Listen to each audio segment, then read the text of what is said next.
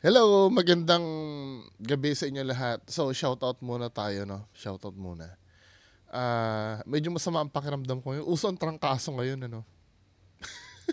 Anyway, umpisa natin yung video na hindi ko na shoutout. Kasi nga kahapon, minadali ko yung video kasi masama yung pakiramdam ko. Ang malaking pagkakamali ko, naligo ako ng ano eh. Ng, yung mabilisan. Halos nangisay ako nun after kong maligo.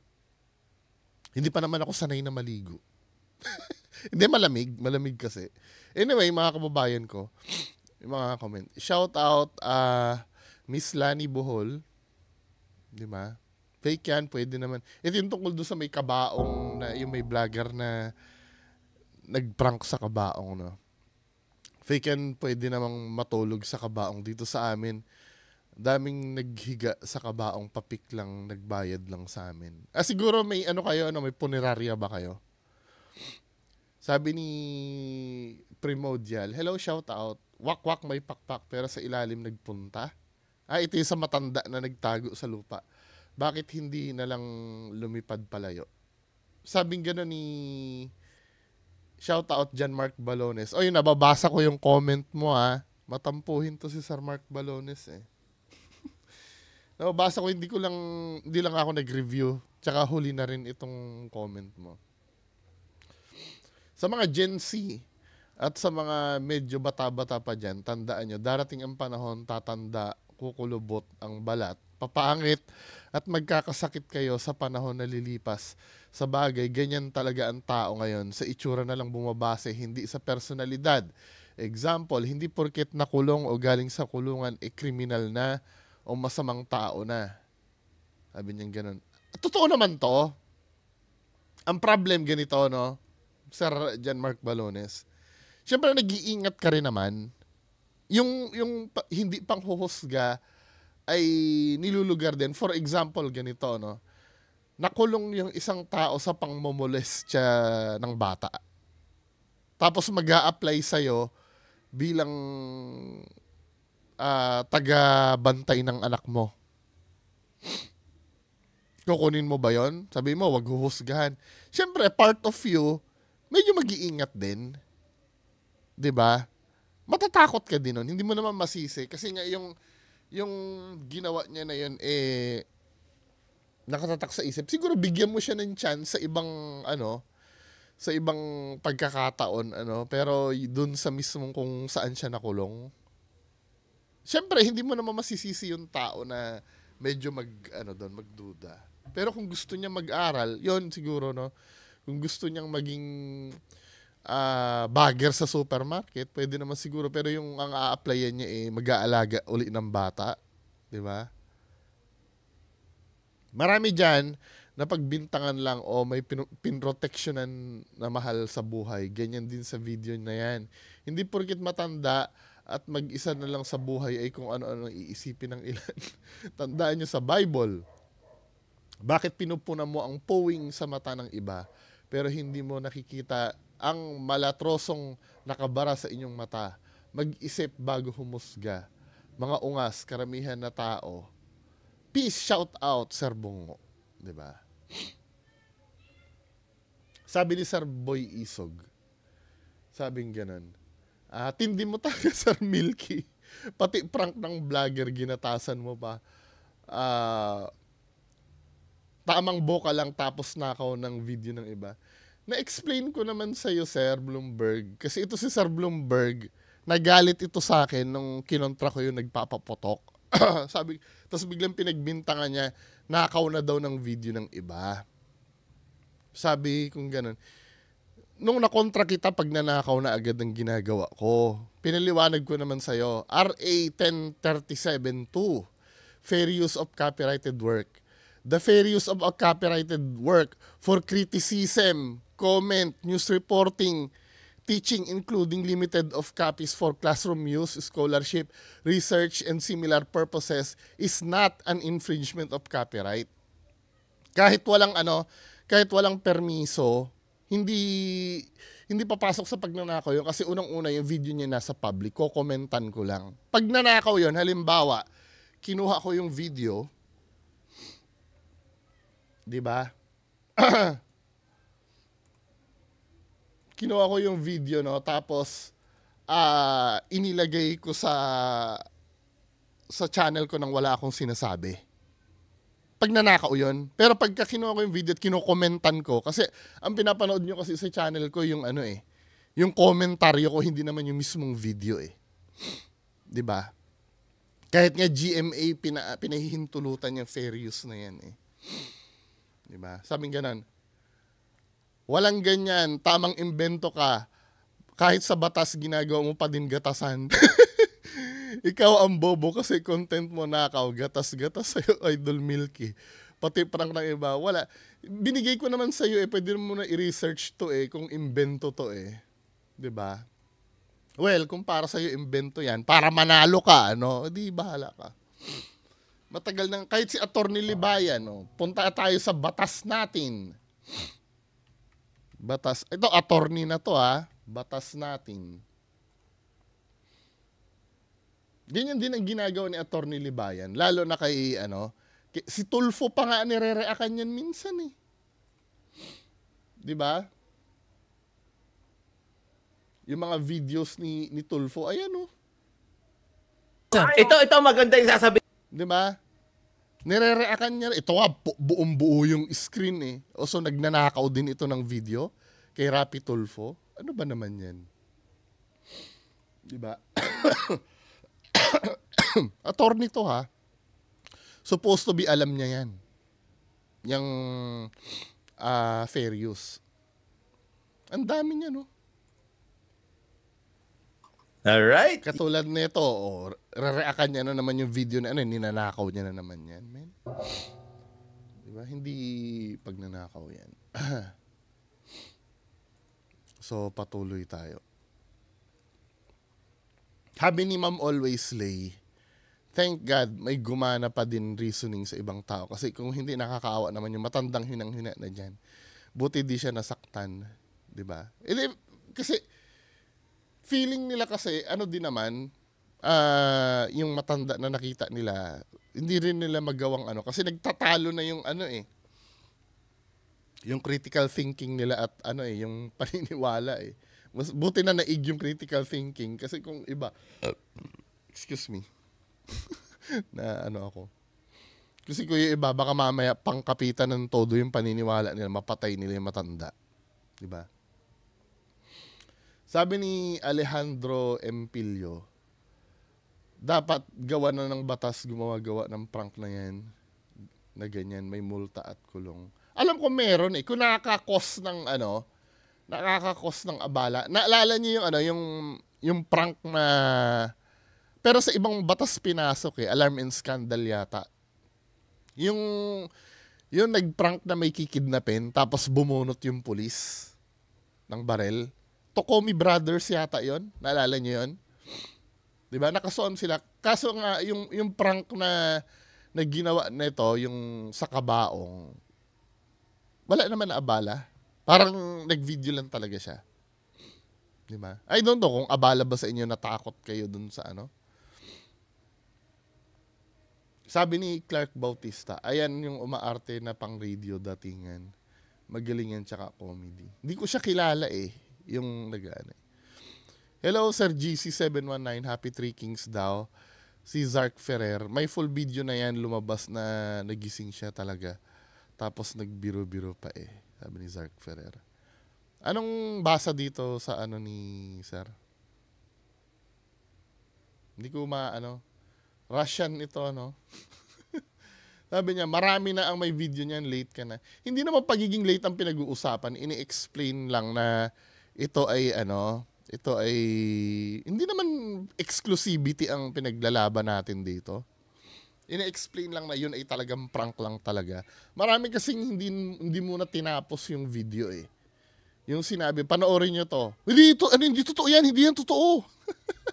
Eh may explanation naman na bandang huli yun eh. Diba? Oo, sa akin mo sinend, kinilabutan ako. Sabing ganun, prank lang yan, isang vlogger yan dito, ang galing parang totoo. Nauto si Sir Milky, sabing ganun. Oo, aminado ako dun. Medyo na ako dun, kasi hindi ko ina-expect na mag-go beyond the limits yung ano. Hindi naman ako ligtas dyan. Hindi naman ako ligtas, hindi ako pwede magmayabang dito na ako hindi niyo ako mauuto, 'di ba? Darating ang time mauuto din ako. Kasi yung mga ano, yung mga manluloko na 'yan, nag-a-upgrade din 'yan eh. Sinasabayan ka rin 'yan eh. Patalino ng patalino ang mga ginagawa ng mga nang paprank ng ano. Hindi tayo lahat tayo diyan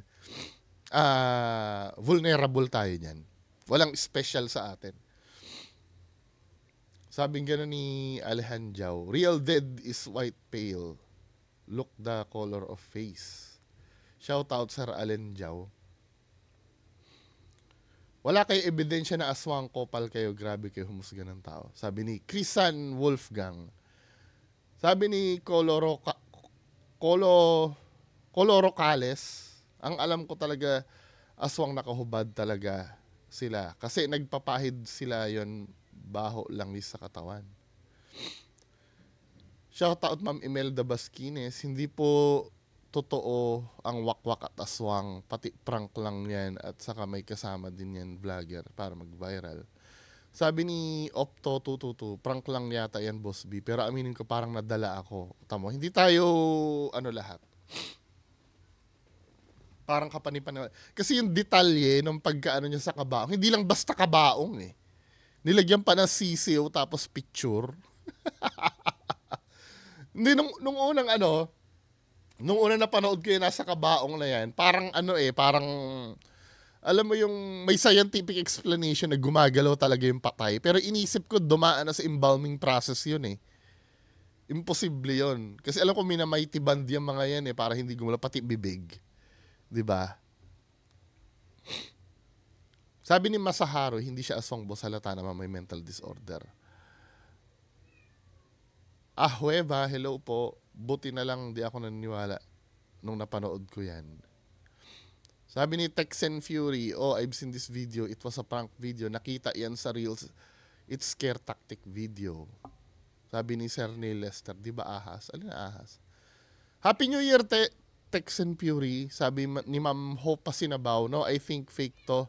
Kita nyo naman sa movies, maraming fake scenes. Nasa loob din ng kabaong yung artista. Kung totoo yan, baka tumakbo na agad yung kumukuha ng video. Sabi ni Sir Mingming, hello Sir Bungo, maniniwala rin akong wakwak si Lola kung punit-punit yung damit sa likuran niya. Dahil sa pakpak at kung naging ibon nga naman si Lola, sana wala siyang damit ng panglabas sa ilalim kasi may iwan yung damit eh. Hindi natin masisisi yung ilang kababayan nating sarado ang isip. Baka iniisip ng iba dahil sa black magic rin. Kaya naibabalik yung damit. Malabo din kasi ito yung pinopromote natin, yung gumamit ng critical thinking. 'Di ba? Pagka may damit na black magic, sa dinami-dami ng pwedeng pag-black magican, yung pagbabalik pa ng damit ang inuna, hindi mag-teleport sa bahay nila. 'Di ba? May black magic na rin lang pala, hindi mag-teleport na lang ako sa bahay kaysa magkaroon ako ng damit. Pag naging tao na, sobrang makapangyarihan naman yung wakwak or aswang na yun. Pero kung pagaganahin yung common sense kung aswang talaga yan, hindi yan katulad sa mga panood sa movie na bumabalik yung kasuotan pag nagiging tao na. Kaso may nagsasabi nga rin na hindi literal na halimaw ang itsura ng... Ito, medyo ano ako dito, medyo may napagtanungan ako niyan. Hindi naman daw literal talaga na aswang or wakwak yung itsura ng aswang. Hindi daw talaga. Tao din daw talaga. 'Di ba? Ang problem kasi dun, sir, may account na nakita yung matanda na yon na mukhang paniki daw nung pumasok sa butas. 'Di ba? Pero para sa akin, dapat nga rin talagang ilugar ang paniniwala sa ganyang bagay. Alamin muna kung totoo nga ba talaga para sa huli, hindi rin sila mapahiya. Na ano ko na to na ano ko na yata to, na sagot ko na. Doon tayo sa mga recent videos nga.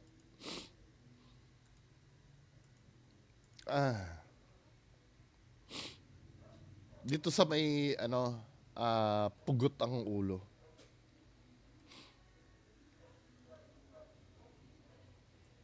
Hello Sir GC. Aha. Si Kuya, obviously naman siya naman na kamay niya nagko-control sa Rebulto. Ay, yung Santo Niño. Oh, feeling ko nga rin, parang binabounce-bounce niya lang sa kamay niya. Sabi ni Sir Isagani Topilar, shoutout po, yung electric pan, hinihila ng cord na nakasaksak sa baba. Oh, pwede, no? Kaya siya nakaganon.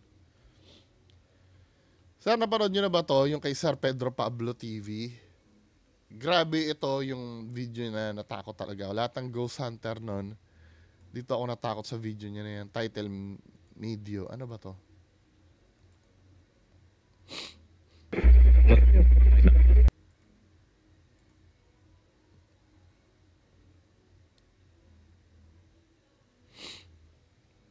Tagal naman. Parang napanood ko na to. Ito yung sa loob ng bahay. Kastila type? Nagkagusto sa'yo? Oh, alam ko may video na ako dito. I-search mo na lang Medyo hindi ako convinced do sa video na yan. Pero kaibigan ko sila Sir Pedro Pablo eh. Pero alam mo na, nung time kasi na yan, parang kalakaran na yung medyo ng video. Alam ko meron ako niyan, meron akong i-search mo lang Bungo TV Pedro Pablo, 'di ba? Sabi ni Sir Clark Bautista, lahat comedy. Ang hirap na maniwala sa ngayon sa mga ganyan. Lalo na napanood ko kayo, Sir. Medyo kami dati napanood Ghost Hunters din, tawa kami ng tawa. Ano ko kasi papanik sila ng hagdan tapos nalaglag yung isang kasama niya. Nakabuka ka pa nalaglag. Pumunta yung kasama, gano'n na itsura. Sabi ni Sir Jonathan Eugenio, yung wala daw ulo dahil nasa mababang posisyon ng camera. Yes, nasa positioning ng camera. Hello, Sir Rapi Medina. Sir Danny Balabo. Kaya ako nawala ng gana magsimba sa Katoliko. Lahat ng katarantaduhan nasa Katoliko. Nasa Katoliko na yan. Ako pinanganak na Katolik. Pero inayawan ko dahil punong-puno ng sa ginagiging si Jesus, puno ng kahoy siguro to nagiging si Jesus, himala daw. Pati Rebulto nagawan lang ng tao niluhuran, tama ba yan? Tapos Rebulto lumuha ng dugo, kalokohan ng Katolik na yan. Well, ako minsan ganyan din ako dati noon, pero yan na siguro yung mga alam mo na. Well, hindi naman ako against sa sinabi ni Sir Danny Balabo, kaya lang religion yan eh. Nagkaroon na ako na ng na ayoko nang pasukin niya religion na yan. 'Di ba? Yun, kung feeling nila na talaga yun, edi tatanong na lang tayo, no? Pero bahala na sila sumagot. Pero tungkol sa religion na yan, dala na akong dyan eh. Dala na akong mag-debunk. Pero may mga debunkable naman talaga dyan. Di ba? Sabi ni Ma'am Always Lay, di ba parang may springing sa gap ng Santo Niño? Parang tingin ko nagbabounce eh. Kaya di siya mag-steady. Hindi, anong nangyayari kasi, tumumba dito, biglang tutulakin ni Kuya na matutumba naman sa kabila. Halatang nila. Hindi nila pina-steady. Dahil kung gusto nila ipa-steady yan, dapat igaganyan lang nila yan. Pagtutulong-tulungan nila. Halatang ayaw naman nilang mag-steady yung Santo Niño eh. Hello, Ma'am Hopa Sinabaw. Sabi ni Mark J. Celeste, yung walang ulo, meron din nakuha na sa KMJS na ganyan. Kala mo talaga walang ulo, pero nakayuko lang pala. Kung na-videohan yan, na nakaharap tapos walang ulo, pwede, no? Laging na-videohan na walang ulo pag nakatalikod na eh. Sabi ni Ma'am Linsudo, yung sa Exorcist Bastos naman, talagang parang nilalama sa siopaw. Sabi ni Sir Goatling Cycle, solid ang mga reaction videos mo eh. Off topic. Ask ko lang kung anong usual type ng shoes mo tuwing nag-ghost hunting kasi 'di ba minsan masukal ang mga daanan sa abandoned place. Sorry, ang weird naman ang tanong ko. Mahilig kasi ako sa small details and equipment sa ghost hunting and adventures tulad ng flashlight, accessories, etc. Advisable kaya magsuot ng safety shoes still. Mabigat yan, sir. Pag sa overnight ghost hunting, mukhang exciting pag kumpleto kasing gamit. Ang suot ko kadalasan, alam mo yung Merrell? Na parang Crocs, yung clog, ay yung yung sleepers na butas-butas. Malayo yung yung Merrell ang suot ko kadalasan. Kasi pag yung sapatos talaga, magme-medyas ka, pag nabasa yon, matatrap yung tubig doon sa loob, lalo na pag outdoor yung ghost hunting. Unlike yung Merrell na parang Crocs, kahit mabasa yon, okay lang. 'Di ba? Hugas-hugas lang pag nakakita ka ng tubig. Pero pagka indoor, yung mga sneakers, okay na yon. Pero pag outdoor nga, yun, mga ganun. Pag yung may mga akyatan, yung parang Crocs na sabi ni Sir Lin Sudo, Sir Bungo, yung walang ulo na panood ko po yan. Meron po ang kuha sa video mismong harap na wala talagang ulo. Pati nga ng video, ma'am. Pasa mo nga sa akin. Yung nakaharap. Kasi kadalasan walang ulo, lagi nakatalikod eh. Sabi ni Happy Gray Snake, yung sa walang ulo naman, boss, yung anggulo ng camera, nakakaduda. O, pababa nga, no?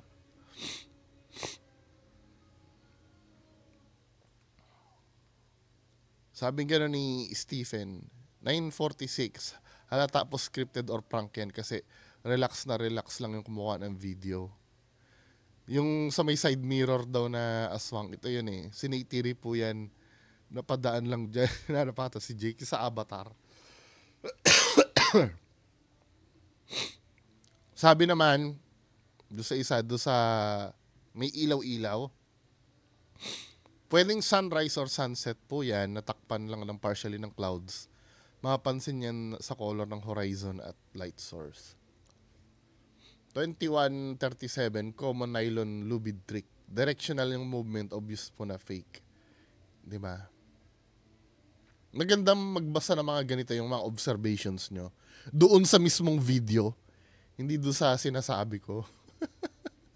2511, palagi ko mechanical ang pagkakagalaw dyan. Nasa loob ng stand ng Rebulto.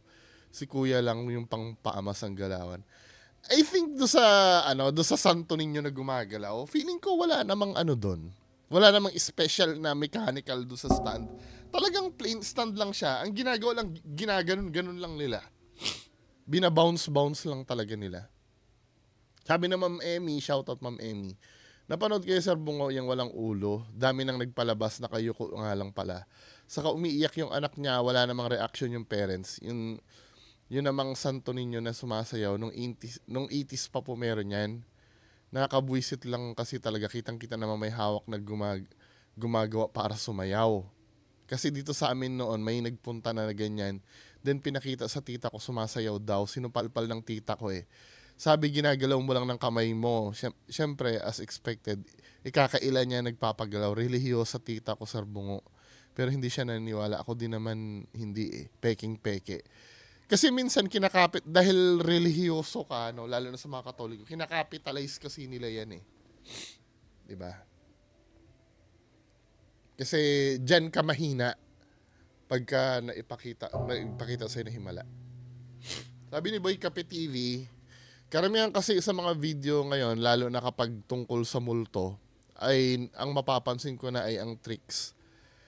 Kasi tingnan nyo, may magic may manipulation sa human eye. In short, nadadaya tayo, di ba?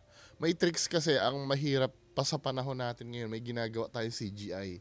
Well, kanya-kanya naman tayo ng paniniwala eh. Yung paniniwala, ito yung kanya-kanyang paniniwala na yan, okay naman to. Pero once na yung paniniwala mo ay na-debunk na, when you say na-debunk, na-prove na na-fake yun, you have to accept it. Kailangan mo talagang tanggapin. Kasi kung hindi mo tatanggapin yun, magiging in denial ka eh. Katulad nun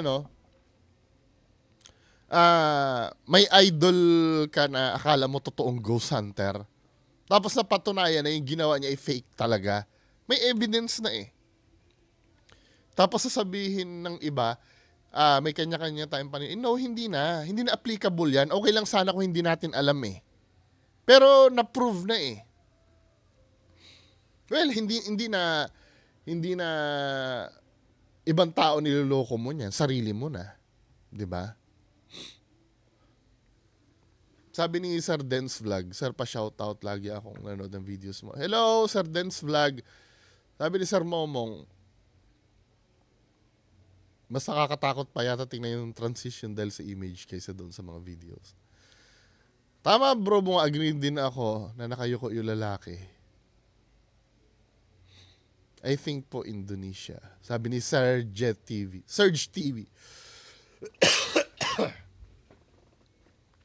Sabi ni Sir Romel Arellano, for me lahat po fake. Shortcut eh, no? Sabi ni Sir El Jaco, nag-i-emote lang yung may hawak na rebulto. Praktisado na yan. Sabi ni Braille Joseph Gamiao, bulaklak. Bulaklak ba to, Sir? Ano? Sabi ni, hello, shout out, Ma'am May Malagenya, good evening daw. Sir Martsan, hello. Sir Jamir Anastasio, hello. Last video na comment. Ano na natin?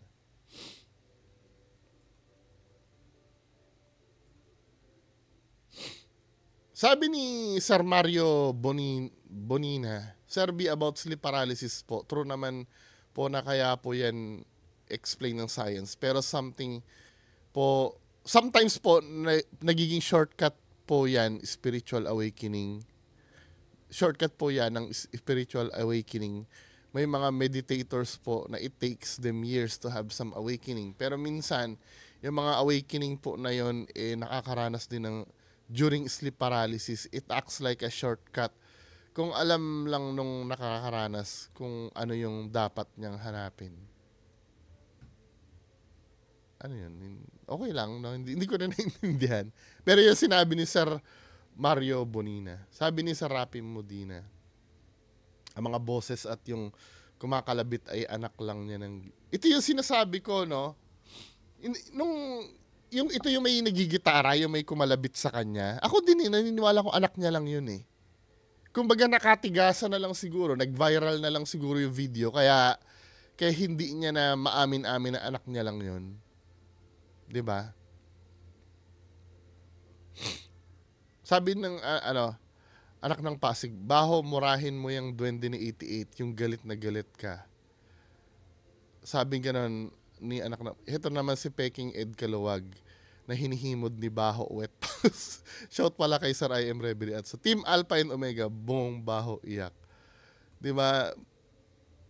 Shout out din Sir anak ng Pasig TV. Ay, anak ng Pasig lang pala. Sabi ni 342 Design, Sir Bungo, kung sabi mo palagi ka nag-sleep paralysis dyan sa studio mo, try mo nga i-video kung ano ang ginagawa ng isang nag-sleep paralysis. Oo nga, ano? Sige. Kaya lang minsan, hindi naman ako nag-sleep paralysis. Kung meron man, dito lang sa, diba? Sabi ni Jay, dun pa lang sa sinabi niya na may bata sa kanila, medyo tinamad na akong panoorin. True, no? Minsan kasi pag ganyan na sinasabi na lang nila na multo, ito rin yung na-feel ko noong, yung tungkol dyan, do sa may bata na nandoon. Wala nang iba kundi yun na yun eh. Siyempre, madali lang na maideklara na, ako lang nandito during that time. Wala namang CCTV na magpapatunay na ikaw lang talaga.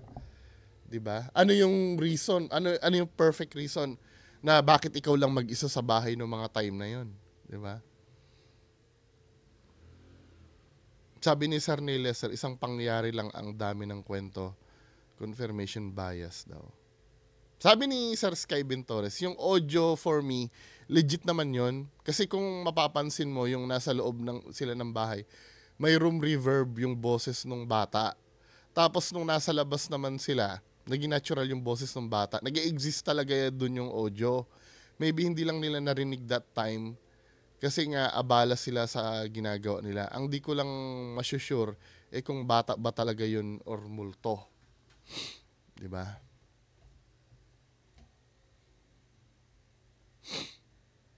Boy Kape TV, hello, Sir Momong. Anong name nito? Si Sir Revel Rider. Visible yung spirit. Kita yung kamay ng bata. May anak ba yung babae na kinalabit? May anak daw siya eh. 'Di ba? Sinabi niya naman eh. Pero nung time daw na yun, wala daw. 'Di ba? Sabi ni Ma'am Emmy, good PM sa mga tawa naman ako sa hihihi. Anyway, napanood ko na rin yan sa KMJS. Ang iniisip ko diyan, bakit hindi man lang nagre-react yung nagigitara kung may kumalabit sa kanya? Kita naman kumakalabit sa kanya, tas gumalaw naman yung damit. Imposibleng hindi niya mararamdaman yun. Then may bata pala sa kanila, malamang yung anak niya lang yun na kinakalabit siya. Hindi talaga ako naniwala. Nag-ghost or something. May talagang kumuha ng picture or video ng paranormal eh. Dami ko nang na-try noon pa man na video cam pa lang ang uso. Nag-try na ako maka-capture ng ghost pero wala pa rin. Kaya nga mahilig ako manood about ghost pero madami din. True ito, marami talagang fake, no? Sabi ni Ma'am May Malagay niya, idol ang gwapo mo. Wag naman ganyan. Sabi ni Saint Trapper Leo Ryan, dapat iparinig ng KMGS yung sound ng video. Kasi kung anak niya yung kumakalabit, dapat magsasalita yun mama. Kasi siguro dahil sa copyright, hindi naman porkit na nag-video kailangan magsalita ng mama yon. Pwede kasing kinalabit niya lang yung niya. Kasi di naman kumakalabit yung bata ng walang dahilan. Tapos, dapat ipinakita ng babae yung full video hanggang i-off. O, pwede, no? At least para malaman natin. Boss be good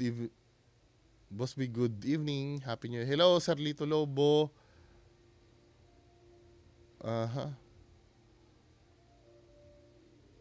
Danny Balabo. Hello. GC719. Sabi ni, ano name nito ni Sir? Ni Arnold Bahe. Sabi ni Sir Arnold Bahe. May bata pala sa kanilang bahay kung wala sana. Oo nga, no? Kung wala talagang bata doon, yun. Pero may bata sa bahay eh. Hello, Sir Jamil Anastasio Martsan. Okay, proceed tayo do sa main content natin, 10 p.m.